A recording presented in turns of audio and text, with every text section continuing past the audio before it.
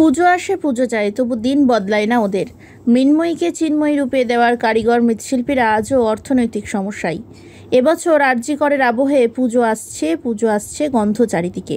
বাঙালির এই উৎসবের দিকে সারা বছর তাকিয়ে থাকে বিভিন্ন পেশার সঙ্গে যুক্ত মানুষজনেরা।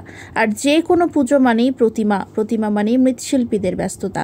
কিন্তু মৃৎশিল্পীদের অবস্থা ক্রমশ খারাপের দিকেই এগোচ্ছে বলে অভিমত তাদের। রাজ্যের সংস্কৃতি ও কুটির শিল্পের জন্য রাজ্য সরকার একাধিক উন্নয়নমূলক কাজ করলেও, ভাতার ব্যবস্থা করলেও এখনও পর্যন্ত মৃৎশিল্পীদের কথা ভাবাই হয়নি বলে অভিযোগ তাদের।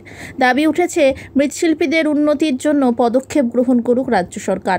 উল্লেখ্য, এ রাজ্যে কয়েক হাজার মৃৎশিল্পীর সঙ্গে লক্ষাধিক মানুষের রুটি রুজি জড়িয়ে রয়েছে। হাওড়ার শ্যামপুর এলাকার কয়েকশো মৃৎশিল্পী তাই সরকারি পদক্ষেপের দিকে তাকিয়ে রয়েছেন বলেই জানা গিয়েছে।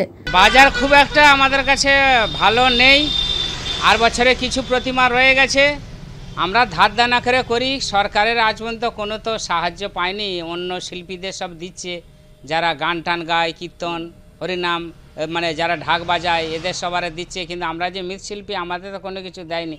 আমার বাবার আমল থেকে আমরা প্রতিমা গড়ে আসছি, পরের জায়গা ভাড়া নিয়ে করছি। এই যে জায়গাটা দেখতে পাচ্ছেন। তো কত করে ভাড়া নেয়? ভাড়া মাসে 3000 টাকা দিতে হয় যার জায়গা। অথচ আমরা এই প্যান্ডেল আমাদের পয়সায় বেঁধে নিয়ে করছি, তবু 3000 টাকা দিতে হয় জায়গার ধরুন। আমরা যদি একটু সরকার থেকে পিডব্লিউর অনেক জায়গা আছে, যদি একটু জায়গাটাকে করে দেয় তবু আমরা উপকৃত হই। পুজো তো বন্ধ করতে গেলে আমরা তো এই করে খাই, আমাদের এর মধ্যে একটা জীবিকা।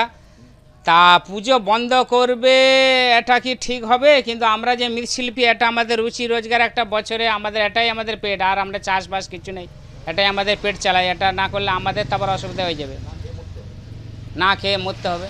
তো এখন কি চাইছেন সরকারের কাছে? এখন আরজিকর নিয়ে কী হয়েছে সেটা সরকার জানেন, উনি তার শুরু করবেন।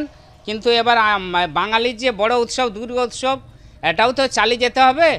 এর লেগে আমাদের এই প্রতিমা শিল্পী আছে, যারা এই প্রতিমার গয়না তৈরি করে, কুমোর ঘট যারা বিক্রি করে, প্যান্ডেল মানে কারিগর যারা প্যান্ডেল তৈরি করে, সকলের লেগেই তো ঢাক বাজায়, এদেরও কিছু হবে। ব্রাহ্মণ পূজা করেন সারা বছরে একবার। না হলে আমার নাম মৃৎশিল্পী জগদীশ কাঁড়ার।